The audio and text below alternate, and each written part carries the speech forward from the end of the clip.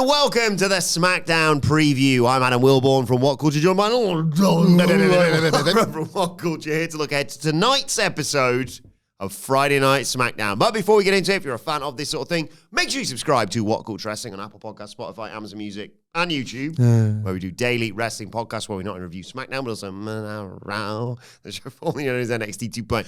AEW Dynamite, AEW Collision, pay-per-views, premium live events. We have interviews, roundtable discussions, and a round-up of the week complete with a bloody good quiz, of course, on WrestleCulture. As I said, though, joined by Michael Hamflett. Here's a look ahead to tonight's episode of Friday Night SmackDown.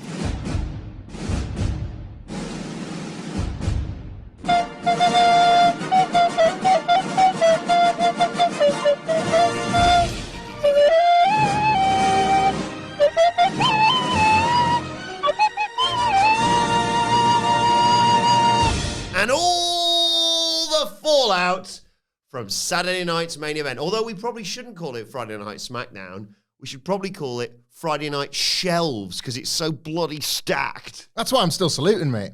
I feel like I could, if it wasn't going to cause my arm significant pain, I feel like you, after seeing Mr. Magpie, or whoever he is, because I could salute all bloody day. Morning, my lord. To this show.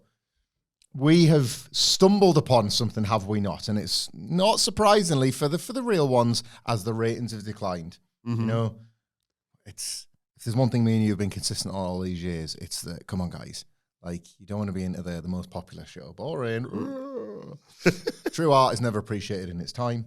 And I think finally we can confirm that is being reflected in the SmackDown numbers. Of course. Because the audiences have gone, no, thank you, after this show's gradual fall off. And then all of a sudden, last month, best show in North America. So, sorry guys, like, you hopped off the bandwagon at the wrong time. Like, welcome to the new golden era of SmackDown. It has somehow surpassed the juggernaut that was Monday Night Raw. It has continued the squash victory on AEW brackets general.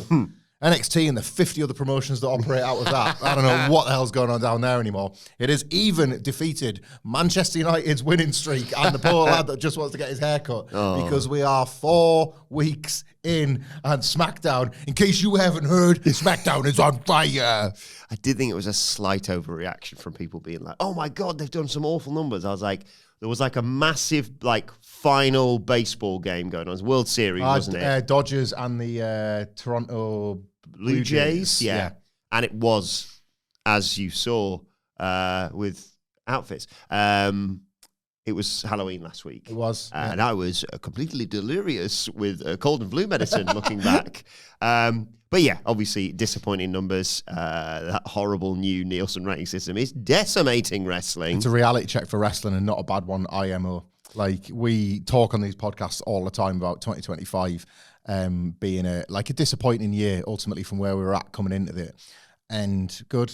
There's kind of nothing worse when the numbers of pro wrestling don't reflect its quality. You know, like when it was 2018 when WWE secured that monster deal with Fox. You're like, this? Why? This? It's never been richer. What? Like, throw away all the old things you knew. What? Like, AEW getting its deal in 2020. Like, thank God it did.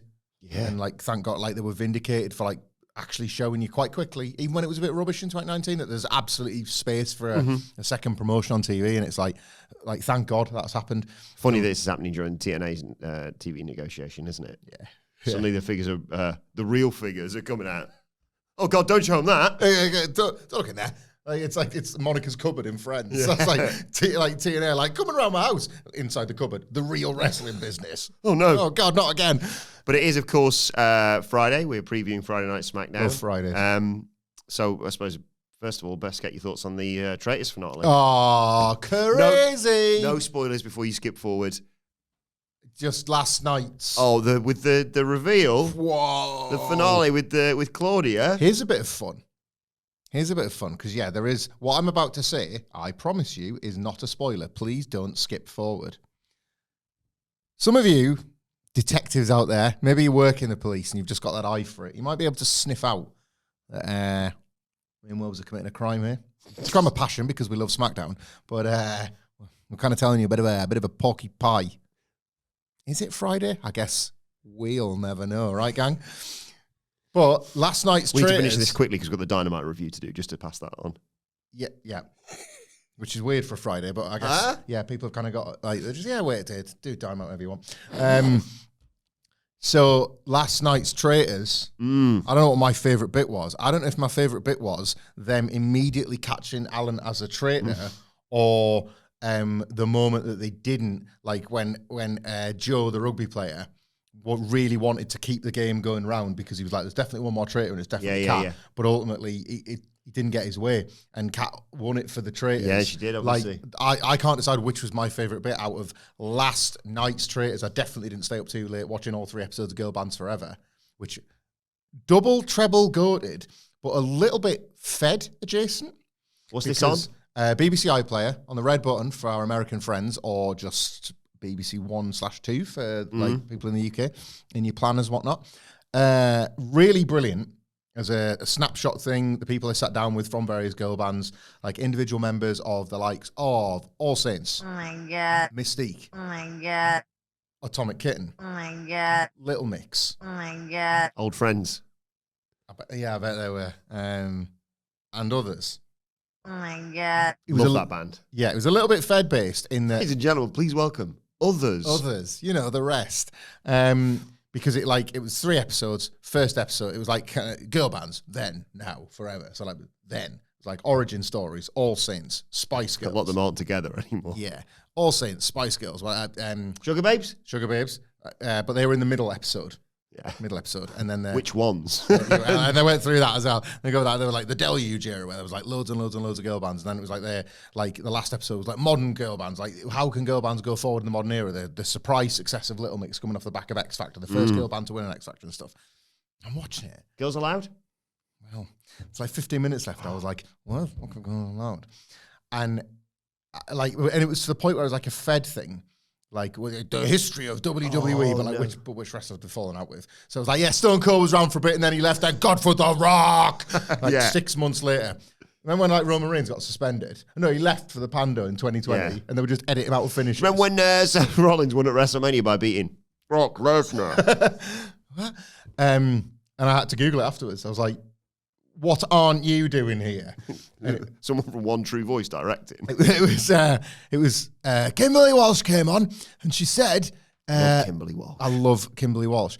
We were just dead busy with tour at time, and we just weren't really. We were just so happy to be back, and obviously we were missing our Sarah, but it was such a lovely time that we didn't really have opportunity to get together and do it. But we can't wait to watch it and see end product. So there was no ill will. It was just none of them were like contributing to it. But the BBC in response had been like, well, take 2 of them and call me in the morning then. Guess you never existed. It was one really of those weird. Influential girl bands of the noughties. Yeah, the omission was so pronounced of their just like, not even like a clip. You've got like girl, say for example, like I can't remember her name. Liz? No. Tash? No. Anyway. You going through Atomic Kitten? Yeah. Like when Kerry Katona left. Yes. And what is her name? Came out of Precious. Of course. To join Atomic Kitten. And then and poor Kerry Katona, because that was when they kind of went to the moon. Mm-hmm. Like they lifted her out of the hole again, and then that was the first one that went to number 1. And she was like, oh no. Heidi No, she was the new Sugar Babe. That's Heidi Range. Wait.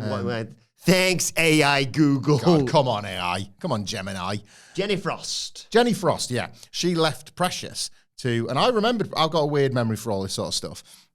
And I remembered Precious, and they played a clip of it, and then it was like, anyway, I was in Precious, they didn't really get anywhere, and off I went to Atomic Kitten. But you got a clip of Precious. Say it again, say it, say those words I heard you whisper. So it's like, all right, they're gonna go pretty deep with this. No, not so much as a clip of Girls Aloud. And they kind of even retold history, again, as WWE do. It was like, the Monday Night Wars were some of the most thrilling times in wrestling history, but they were won, of course, when Triple H rode a tank to WCW. Yeah. This is like Little Mix were the first band to win a reality show for the girl bands. It was like, well, hang on a second, 10 years earlier.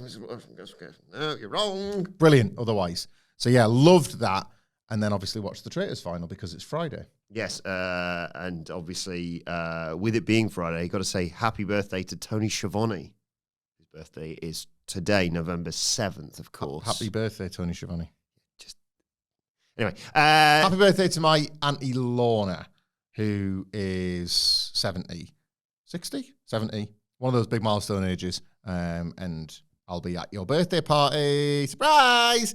Oh no, I better get on the move because it's Friday. It's happening tonight, and the Midlands is hours away. How am I going to get there unless I take a Nia Jax or something? Maybe Stax has left his plane up there. Hopefully. Busy Friday.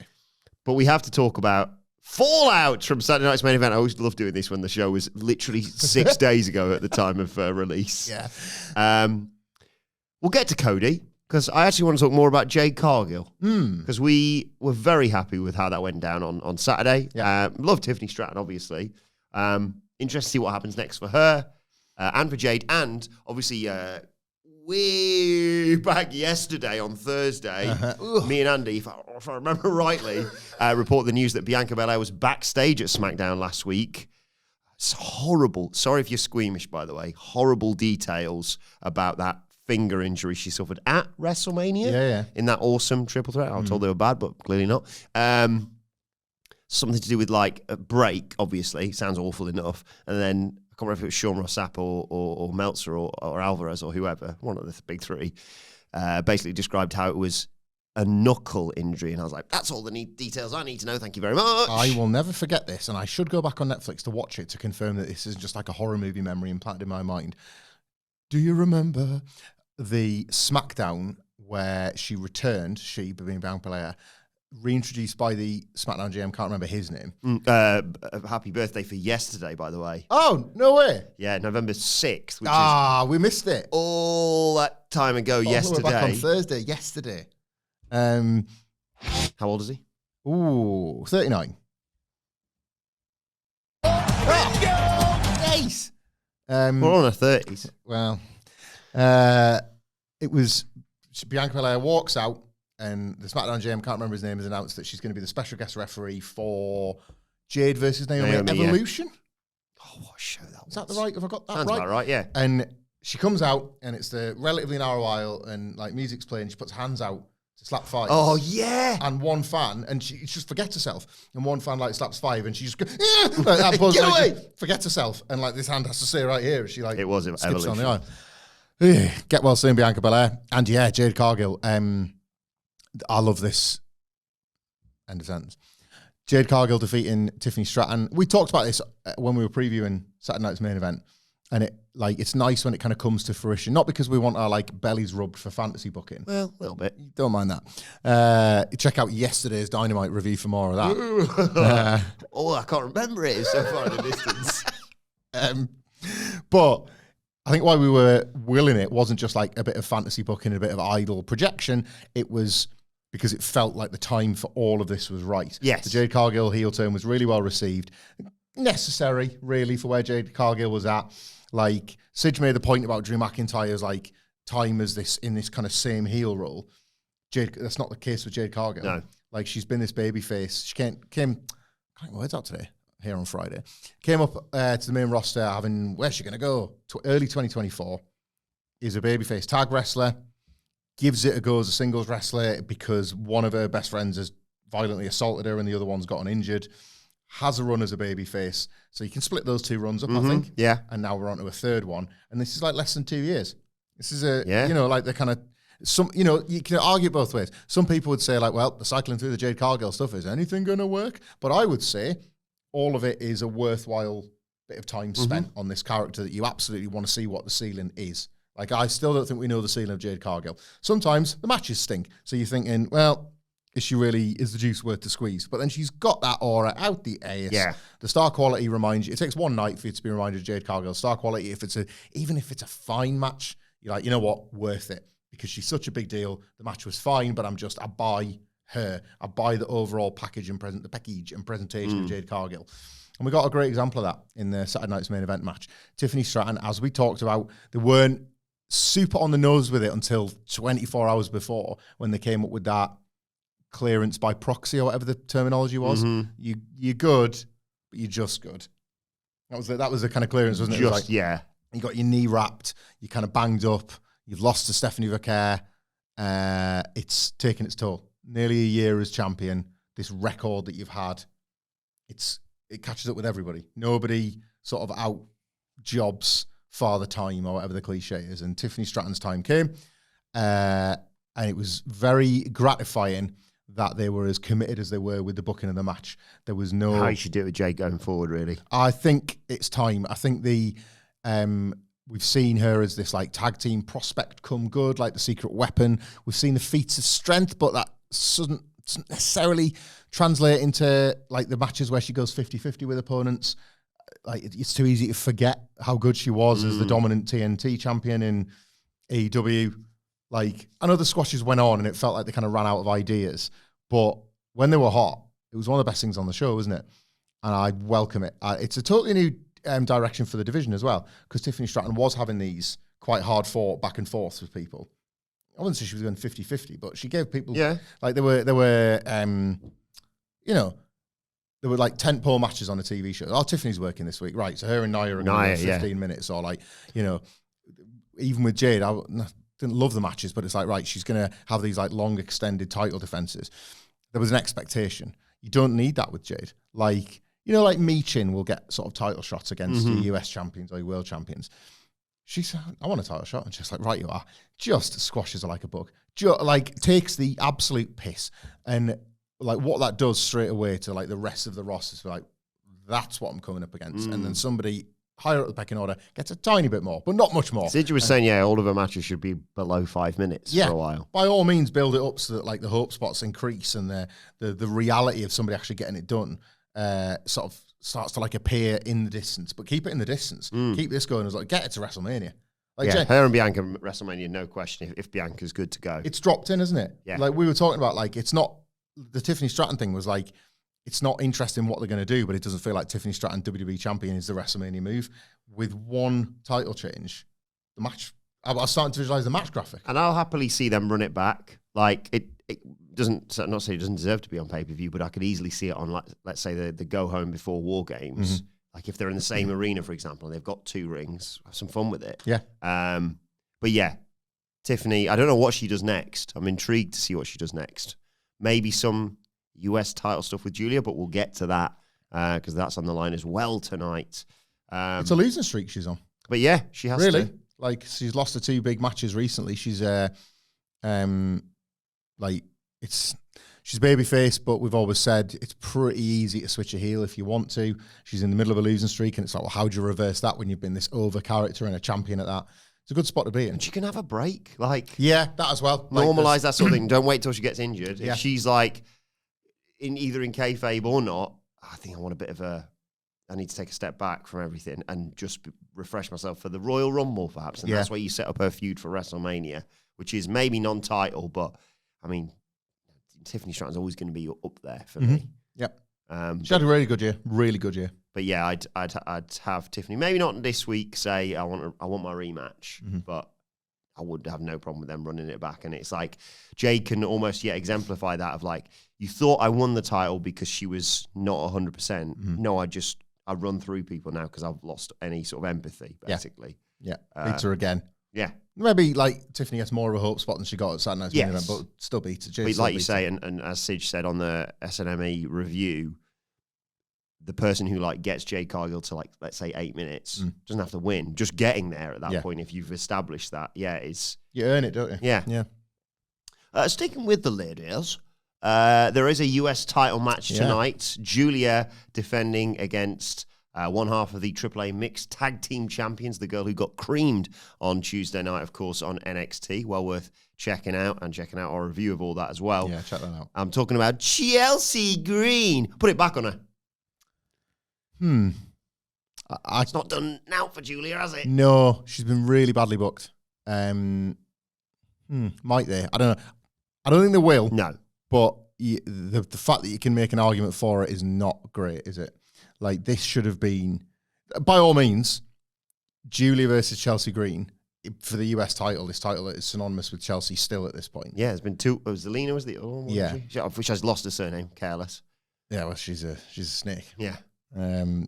Never trust a snake. Like, you can't trust them with anything, including keeping their own surnames. Yeah, there would have been a time where Chelsea Green for the US title against Giulia was this sort of exciting opportunity for them both to have a good match, and who's going to win because I care.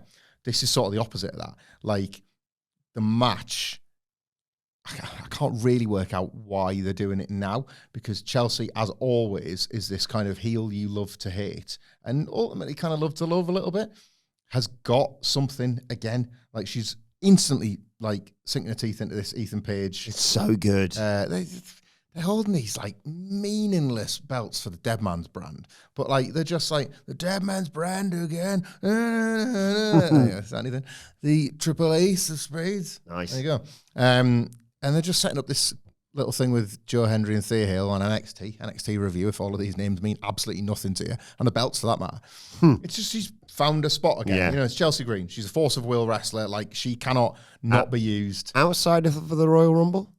Yeah, why not? I do think it was interesting they left that detail in on Unreal this season 1 about like how the writer's room will sit there and sometimes consider it as a possibility, and it then puts it kind of out into the ether, doesn't it? I said, as much as people can moan about what happened this year, Jey Uso winning means we go into the next 3 Rumbles going, it's probably going to be so-and-so and so-and-so. It's probably going to be like Sammy and Bianca, for example. But maybe, just maybe. And that's it. And like, she got that 5-year deal recently. Yes. Yeah, she's in. She's like in and secure and brilliant as well. Giulia, I think we've been pretty consistent with it. Our takes on Giulia this year since this split, when they brought her and Roxanne up and then split them and she went off to SmackDown. The booking of her has been atrocious. Like, it's not, we kind of go over the same points in these podcasts all the time. It's the nature of the churn of like the weekly products and so many things being similar. There is zero character development. Yeah, you can't just chuck her out there. This is not what you do with Stephanie Vaquer in comparison, as we always say. This is not booking, this is matchmaking. And often it's not even matchmaking. Often it's like Kiana James matchmaking. Yeah. For like something, oh, well, right. So you've beaten the stooge heel accomplice. Now take on the champion wrestler who, even in storyline, is 50 times better than her. Yeah. It's not even a logical leap. No. Really, is it? It's like, right, I've put away, like, subjectively in kayfabe, like one of the bottom 5 wrestlers in the entire company. Yeah. I'm ready for my title shot. It doesn't work as a storytelling device because it's not telling a story. So the matches are heatless, and even when they're decent, are they? Because they're heatless. Yeah. And then you get that eternal question of like, well, they've lost the audience, but like the Giulia character.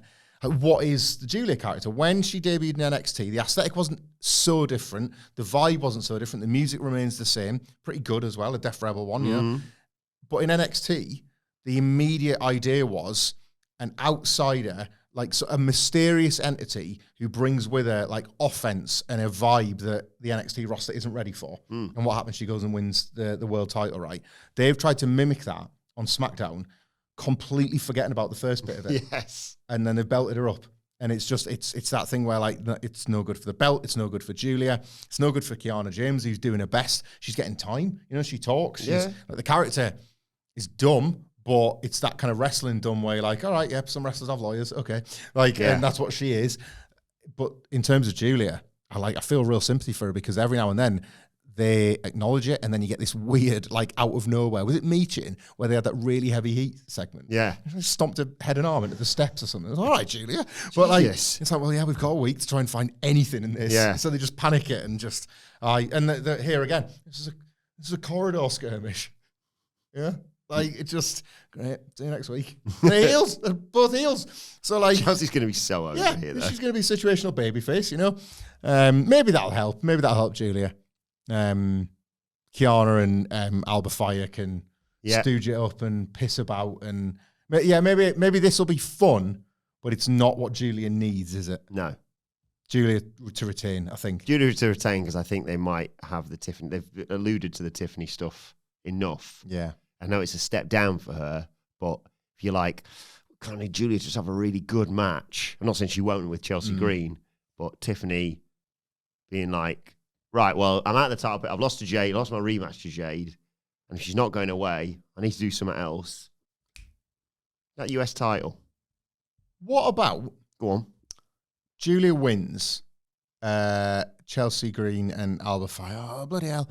Like, and they want to, like, say, win other belts, and we're going to have to get hold of Charlotte and Alexa Bliss so we can have a tag title shot or something like that. But, you know, like, the Kabuki Warriors are very much next in line off the back of what we saw on Raw. What if the Kabuki Warriors recruit Giulia as, like, a bit of a ringer for War Games? Ooh, that'd be good. Because there's not like a not an amazing story forming around this War Spooky Games, Warriors, Giulia and Becky Lynch, potentially. Yeah. Like, you start looking at, like, Sod it, we should have a super team. Like, there's a zero booking. Like, we need 4 goodies, 4 baddies. It's 4 games, because you've got 2 Blood and Guts, 2 Survivors. There's 4 of them, Jesus. Like, there's 4 games. Nothing's going to compare to when the MFT step into War Games. Correct. We're never going to get our dream War Games match. But at this point, like, it's gone from being, well, it would be less boring than the main event War Games to, I think I want this now. I think I actually want this. Yeah. So we haven't considered. What? Who else was in the segment with Chelsea Green and Giulia? I've already forgotten. If you recall, Giulia walks away and Chelsea's like, yes, we've got a title shot. And then, like, she turns around, and Nikki Cross is there. Oh, yeah, being all creepy. Yeah, maybe to bring up our friends, the MFTs, for the first of what I imagine is 20 times this podcast.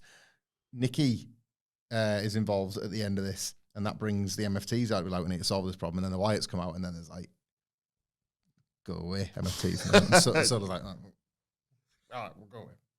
Well, let's talk about the MFTs. Thank God. I'd have branded this whole thing up as MFT podcast, quite honestly.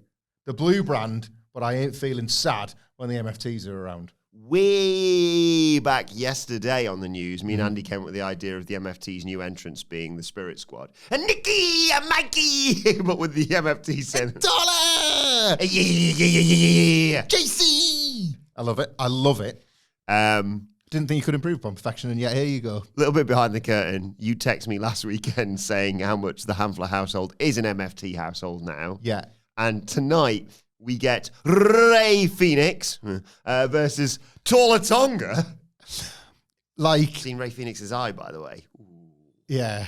Oh my God. The MFTs, right? I think this is not like an out of nowhere thing. I think me and Wilbourn have been fairly consistent in our enjoyment of Solo Sikoa, dickhead, for about a year now, right? I think we were both a bit like, right, you need to wrap this Jacob thing up. And the matches are sucking nails. Like, I Hate You Solo was a good bit. Yeah. But this most recent offering, like the white face paint, the that all important switch that we talk about sometimes, that dickhead switch, we're not scared of you, but that doesn't mean you can't work Dark State.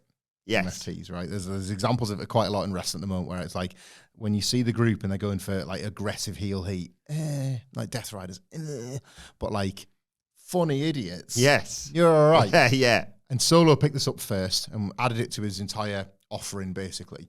And the MFTs less so. But then this reunited version, face paint and all, apart from Solo, obviously, it's perfection. Like, it is pure perfection. So, like, I think I've told this before, I watch SmackDown Saturday mornings with my kids most weeks. And the first week where they're like Solo's like walking out, that's our photo now. Like, oh, yeah. I don't know if it's just because the kids have to live on actual shoot playgrounds that they related to that or something, but they're just like Solo's like, I remember Joshua was like, Ray Phoenix going to like beat up Solo for that. And I was like, maybe he might.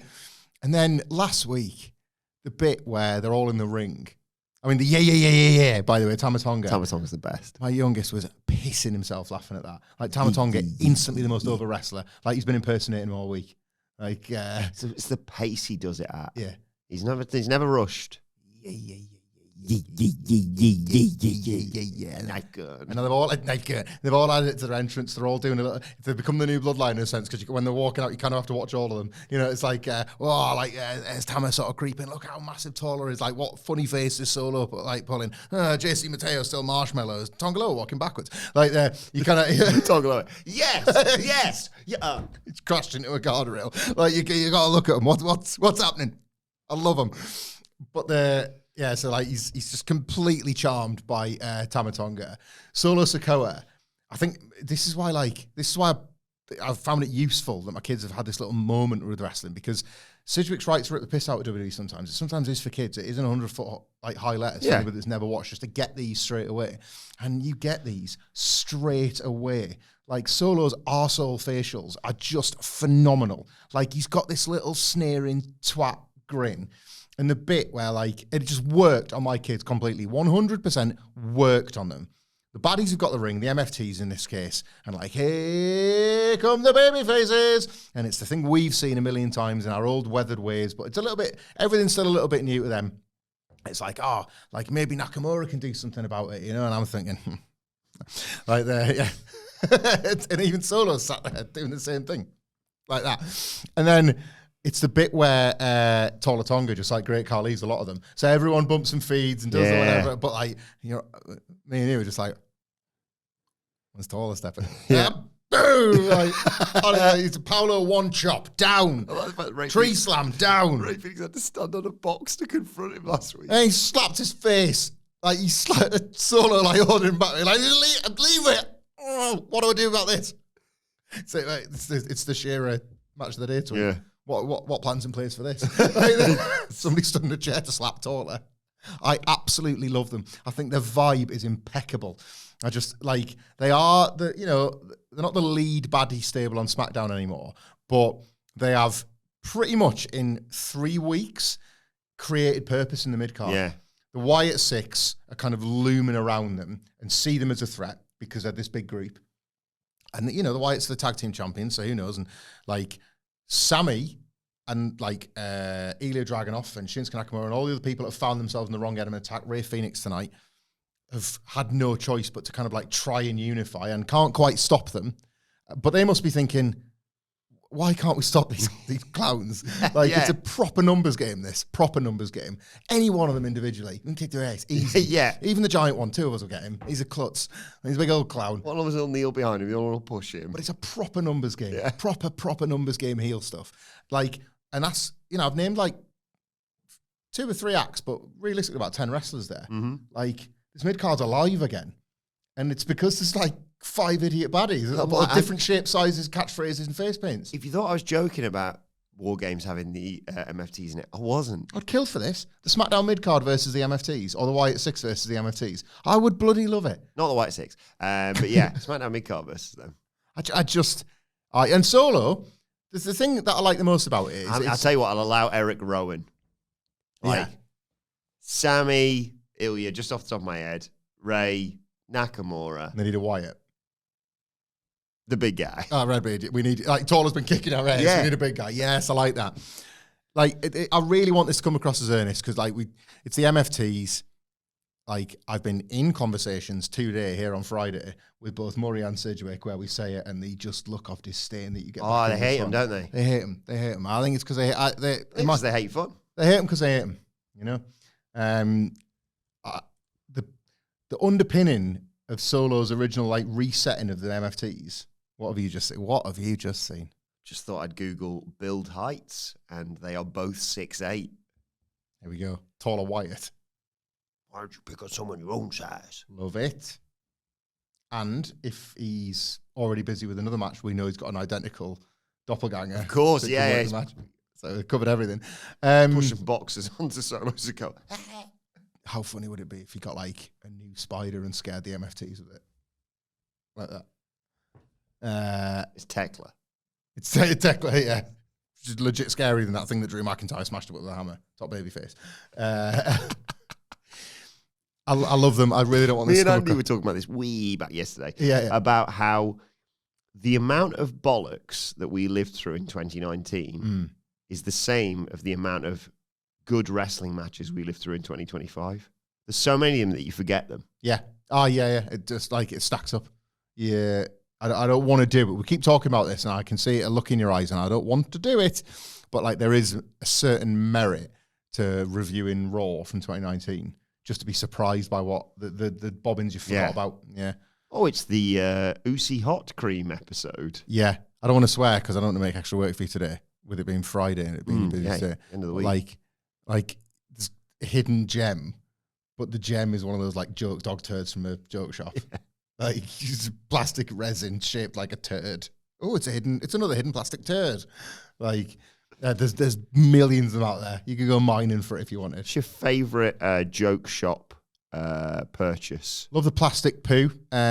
Nick, who you know quite well now. Shout out. My cousin and I would get together in the summer for a couple of weeks, and we once bought one and, like, sat on a bench, put it right there. and just watched people like breaking stride and nearly falling over to avoid it. One kicked it right down the road. Like, just kick a massive turd down the street. Like, legitimately probably got about an hour out of that. Yeah. Different time. S in a can. Yeah. Because it was like, that's the actual word. And then it came out and it kind of looked more like shaving foam. But, you know. I tell you what was a proper bastard's trick in a very literal sense. The chewing gum with the little finger, the mousetrap snap on it. Have one of my double mints that haven't been in production for 6 years. Why, yes, please, I will. You... like that. Sorry, how's that going to get around the swearing by covering your mouth? Because I came away from the mic. Okay, I'm still going to be... You still shouted it. You don't understand radio. Well, when you say I moved away from the microphone and covered my mouth and sort of... So you not only will you not get there... Because it went like that. Yeah, right? You can't see it. Can't see it. I can't hear it. Nobody's going to have picked up the lip flap. So then that's what I always say. My enunciation will big sign on the door. Watch your lip flaps when you walk into this studio. I have to tell him this. Lip flaps in progress. I have to tell him this before we sit down to cover NXT. Dirty old bollocks. Yeah, it would like snap on your thumb. That's reminding me of one I bought like quite late in the game, like 18, 19. Don't say like that, buzzer. It was I live with cooler men than it's not cool to do this, by the way. They were cooler men than I. Probably smoke our own rollies or whatever. Oh, me, a non-smoker. Would you like my lighter? Yes, electric shock. Do you know what the backfired on as well? Because I bought it and I went, I better check it first and electrocute myself. Some of them are so like, as a kid, they just make all the sense in the world to you. As an adult, they are abysmal. I remember having one that was like a wine glass, right? And it like looked like I had wine in it. Yeah. Like I had liquid in it. And then it was like, what's the joke? Like, want a glass of wine, Wilbourn? Yes, please. There you go. There's nothing in it. Can you put some wine in it, please? Well, okay. It's the Partridge nails it. You know, when he's going out with Sonia and season 2. She's like, great. Would you like an egg in a bath? He's like, yes, Sonia, I like an egg in a bath. And he goes like, and he opens this plastic egg in a bath. Like, there's no way, because you would get like I live by the seaside. Joke shops were like very common, loads of them, and like novelty gift shops. I want to go back to a joke shop now who's done this. Like joke biscuit, just a plastic bourbon. Like that. Ooh, I am starving for biscuits. Into the biscuit tin I go. No. Plastic. Well, the second biscuit. Oh, I got joked. So joke biscuit. So we're going for Talla Tonga, yeah? Yeah. Love the MFTs. Where to go next? There's so many other things to talk about. Let's briefly talk about Miz and Melo. Okay. It ain't over, is it? Nah. He attacked him post Kit Wilson match last week. I really want to lift out the Kit Wilson element of this. Well, no, hang on. Let me rephrase that. I want to lift out the Kit Wilson promos because I think we both really like, what do we call them? Pretty awesome. Pretty awesome, yeah. Miz Boys! Like, we called that, and it's happened, and it's materialized. But how good was the Carmelo Hayes turn along the way? Really good, yeah. What have you seen? Well, I've been Googling joke shop. Okay, yeah. Pranks. I forgot about Hamflett. Do you want some of my off-brand Pringles? Yes. Wow, there's a snake in it! I love off-brand Pringles. The plastic poo is really good. Whoopee cushion. Look at the plastic poo. Hamflett, do you want me to pour you a drink? With my wonderful Chesterfield lean gate valves. Do you want ice in there? There you go. Check out the ice. Oh, there's a spider in my drink!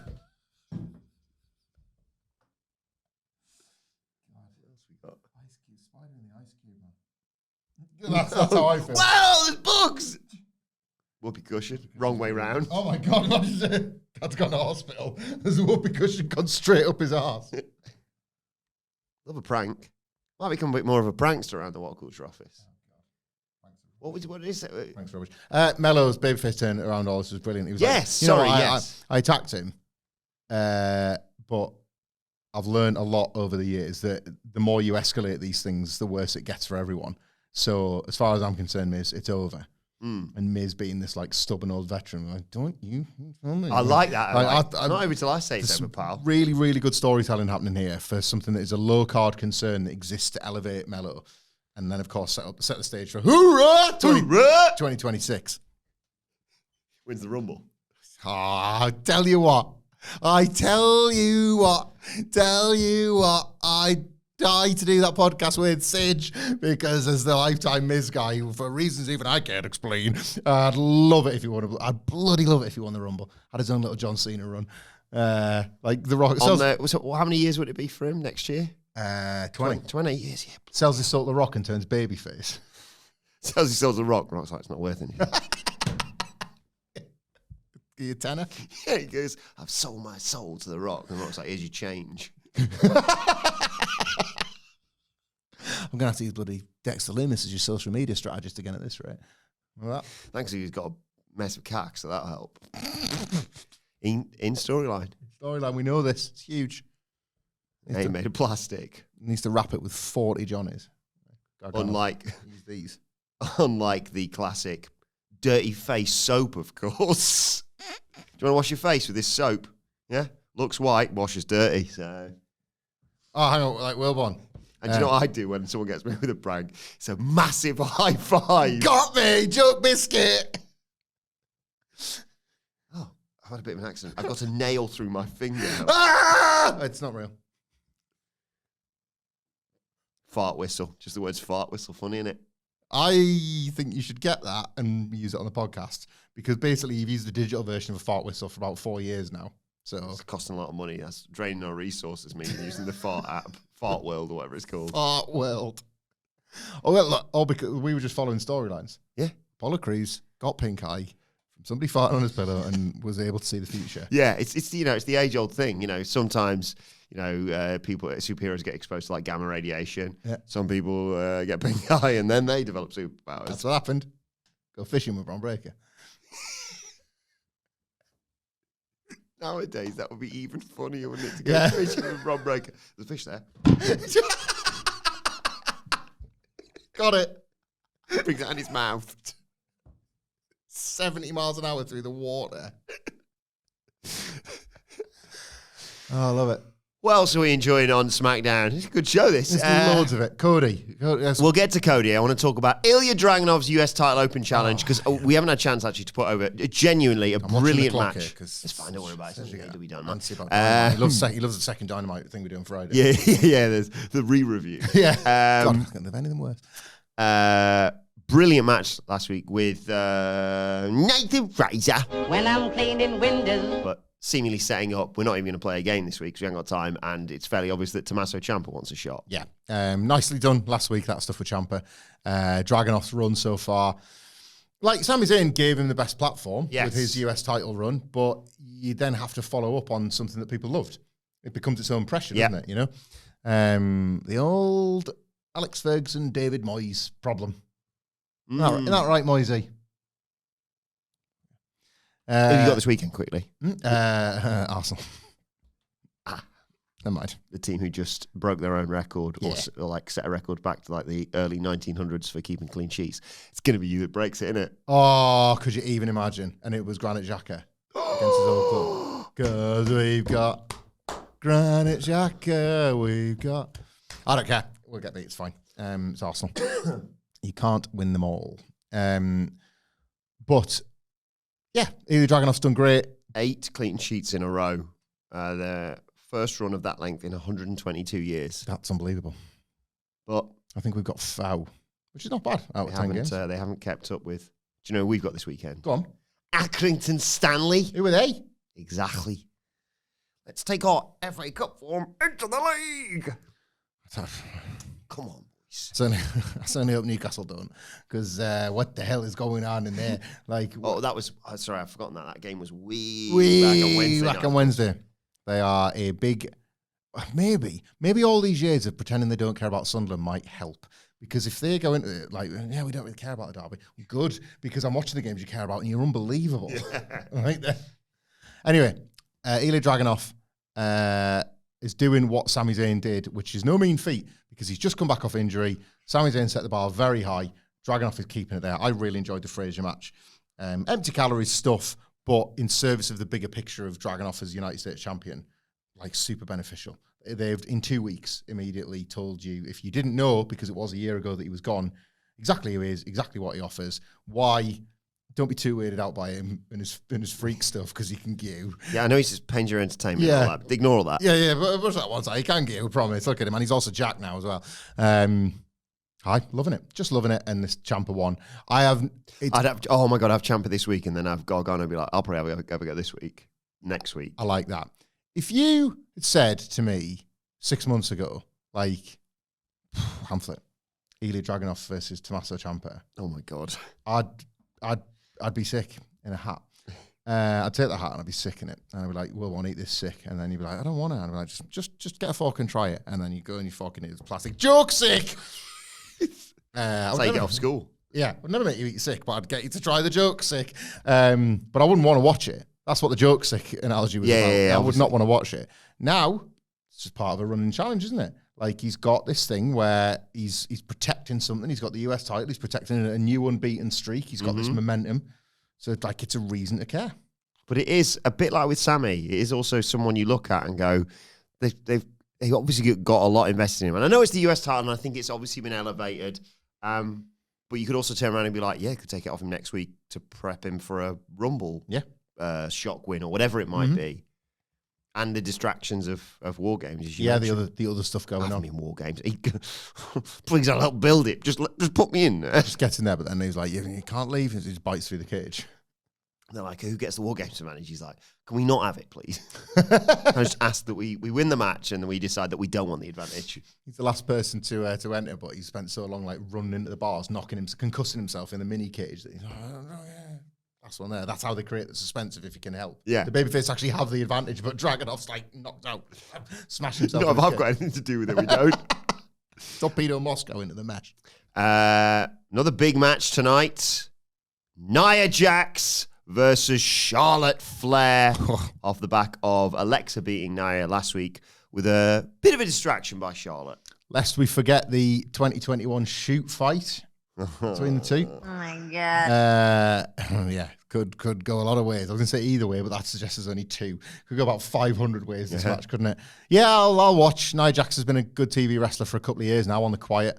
Not on this podcast. We've trumpeted it long and loud. Get her in War Games for me. Yeah, it's 12 Becky, Giulia, Nia, and the Kabuki Warriors. 5-on-5 War Games team. Yeah. Good luck beating that. Exactly. No, this will be fun.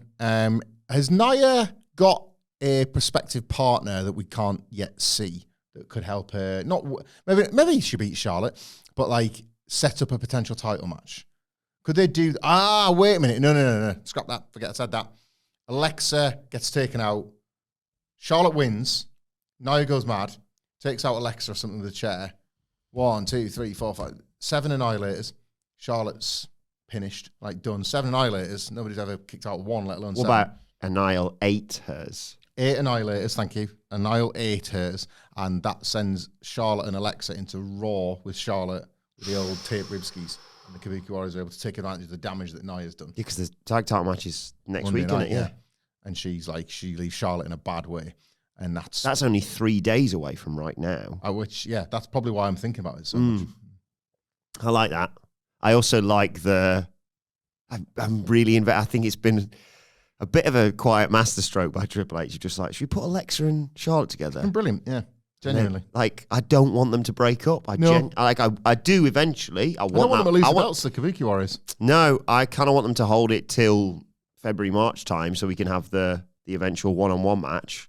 Should be class at WrestleMania. Just the division feels good. Yeah. It feels in decent health. Like that main event on Raw against Bayley and Lyra was tremendous. Yeah. Proper heated. Fans were in the building caring about the work, but more importantly, caring about the title change. Like this, it's really, really helped. It's helped everybody involved. I hope they win on Monday and build some drama for that by Nia just taking out Charlotte. I like maybe Nia beating Charlotte and Charlotte being like, wait a second, I helped you win. Because there's always that little bit of, I like the diminished tension at the moment. Yeah, maybe you're right. I'm just enjoying that they're not friends. The double natural selection that they hit a while back was class. This is it. It's like, we've never been more locked in. It's good stuff. Yeah, really is. And I'm intrigued by what's going to happen on Monday as well, which we'll, of course, preview on Monday. Finally, I have a question for you, which is a long time coming, considering what happened was the first thing on Saturday night's main event. As I said, this was all love to the man. Is Cody Rhodes a cheat? I called it, did I not? You did. Where it wasn't an accident thing. He was going to knowingly use a circumstance to his advantage because the DQ sort of foreshadowed it, and Drew, the character, always kind of needs that out, if you want to call it an out. I would very much like Cody to explore this because, as we talked about, he's sort of brilliant. For the man that says a lot of things. Once said there's no such thing as goodies and baddies anymore. He's kind of a brilliant goodie and then a brilliant baddie. Yeah. So like Tweener Cody, as we saw in 2021, is not the rule. No. Be one or the other. So I would like him to explore that because I think... Yeah, at the moment he's sort of, what's the phrase? Turnabout's fair play. Yeah. He didn't bring the belt in. Everything he's doing, other than the DQ, but even then it was because he believed that Drew would attack Jacob. And he was like, it's a suit fight here. And I like, yes. You know, like the society's laws are not in play. But yeah, they're bringing the belt in and whatnot. Like Drew was the one mentioning his family and doing all this kind of stuff. It's like, well, you brought it in and I'm going to use this to my advantage because I'm a wily champion and my lessons in the likes of feuds with Kevin Owens. And yeah, it's changed who I am as a champion. It's made me realize I've got to do things differently. John Cena talked me into not hitting him at WrestleMania, and what happened? I lost my title. I'm not going to let that happen again. Like Cody Rhodes is a changed man. Like that's character development. Yeah, that is. When he lost the title to when he won it back. And he's not going to get in the mud, but he'll have a look at it and be like, oh, that's quite dirty. That might get that a go. And I just wait a second, it's joke mud. Nightmare. Mud in a can. Imagine that, just like going into someone's garden. Well, if I put mud on your grass. Oh no, well at least I've got this soap to clean my face with. Oh no! Need more pranksters. Not like YouTube. I hate YouTube pranks, by the way. I don't buy any of them. They could be real, but you know those ones where it's like, well, you got this person in the street. Yeah, no, you haven't. I just it feels impossible to believe any of that, doesn't it? Yeah. So yeah, no, I like in office pranks. That's what I want to see from the office prankster. And Wilbourn. Original prankster.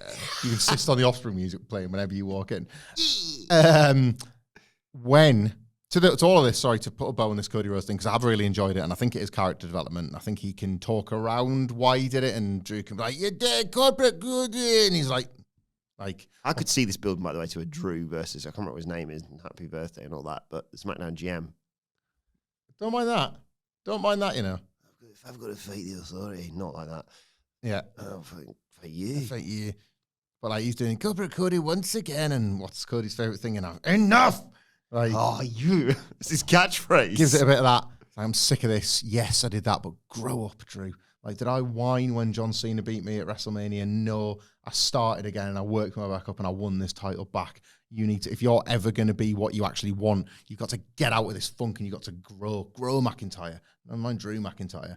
Like, and yeah, it triggers his babyface turn. He's actually like, yay, and he just goes away for whatever. Cody, in the meantime, like almost defends his position, like I have had to learn so much from the people I've wrestled, the people I've encountered. And now I've never felt more like I can maintain my dominion over all of this. Bang, RKO from behind, because he never learned from Randy Orton. I keep forgetting this. And then never learned from Randy Orton that no matter who you are, that RKO can come out of nowhere. And it's like Cody thinking, you know what, all right, I kind of do have to be a bit of a scumbag once in a while, but look, it's maybe the kind of guy I am. Like, boom, RKO. What? SmackDown goes off the air tonight, live on Friday, and then we talk about it on Monday. Or one more match for Drew, and then he can never fight for the title again once Cody's champion. Not never fight for the title again, because I was buying that. You do it. I could easily see Cody having, because they want to put him on it, it's the pay-per-view, PLE or whatever. And I don't think he's going to be involved in War Games. No. But then again, it's the MFTs. You need all the best men you can get. Stadium Survivor Series as well. It'd be weird to have Cody not there, wouldn't it? One more match, but like 3 stages of hell match. But effectively, I just want to get a 2 out of 3 falls match where the first fall happens in one ring and the second fall happens in the second ring. Okay. Well, and third fall can be anything goes. But falls count anywhere. Then, who would put a falls count anywhere match on a card that already features 2 sort of war game style matches? That'd be preposterous. Stupid, that wouldn't it? Be an overindulgence. Check out yesterday for more on that. No, I'll meet you there then. So we have 3 stages of hell. Yeah. And then obviously at this point, like, you know, it's Drew doesn't have to worry about like, oh, corporate Cody's going to cheat, because there's no cheating, right? It's weapons. Weapons are fine. So you don't need to worry about the referee being knocked out. None of the distractions, none of the gubbins. Just like it plays out as it plays out, and one man wins. And suddenly the match is taking place. And once again, the belt is in the ring, and Drew McIntyre, the referee's there, and he's looking, he can do nothing. And Drew McIntyre's got him in the future shock. And he's like, oh, actually, he brings the belt towards him. I want to future shock him on the belt, right in front of the referee, because I can. Corporate Cody can, I can. Future shock, bang! Cody just stands up straight away. No sells it. Beats his chest like Sting. Hits him with a crossroads. 1, 2, 3. How could this happen? Joke belt. Joke belt. Springy. Made out of sponge. Pillow, yeah. Prankster Cody's here. Joke belt. So. Cody Rhodes. SmackDown GM. I just want to say thank you for all the hard work you've done. Oh, got you! Just a couple of pranksters. Love it, man. Speaking of joke belts, Dynamite review. Check it out. Let us know your thoughts ahead of SmackDown tonight, of course. Tonight. Do you want to be, for Brian's edit, do you want to be Atomic Kitten? Do you want to be with Nicholas, obviously? Be Sugar Babes? Sugar Babes, please. Overload era Sugar Babes, please. 1999, 2000-ish. But let us know your thoughts ahead of SmackDown tonight in the comment section below, or on X at WhatCulture WWE. Well, for me at least, you can follow Michael Hamflett at Michael Hamflett on. Oh yeah, Cameo, I guess. Yeah, that's probably the best place. Not X, sorry. You can follow me on X at WhatCulture. That's not my name. I need to come up with something. I'm throwing the whole ending off. I apologise. That's fine. You can follow me at Adam Wilbourn and follow the progress of this wonderful moustache that I'm growing for Movember. Any donations greatly appreciated. Thank you to Larry Robert and Mark Lee Willis for kicking that all off for me. Follow us all at WhatCulture WWE. As I said, make sure you subscribe to WhatCulture Wrestling wherever you get your podcast from for daily wrestling podcasts. Me and Hamflett will be back on Monday to review SmackDown, and probably like 5-10 minutes away, if anything. Later on today, we'll be back with Wrestle Culture with a hashtag Bloody Good Quiz. But this has been the SmackDown preview where we've talked about, is Cody Rhodes a cheat? The Miz saying it ain't over with Melo. Charlotte Flair versus Nia Jax. Ray Fenix versus Talla Tonga. Ilja Dragunov's US title open challenge. Can Chelsea Green regain the US title? Jade Cargill's the new WWE Women's Champion. And all the fallout from Saturday night's main event. The SmackDown preview. It's got all this and, let me just walk into this house. Why can't I get in? It's because it's a joke door. See you soon.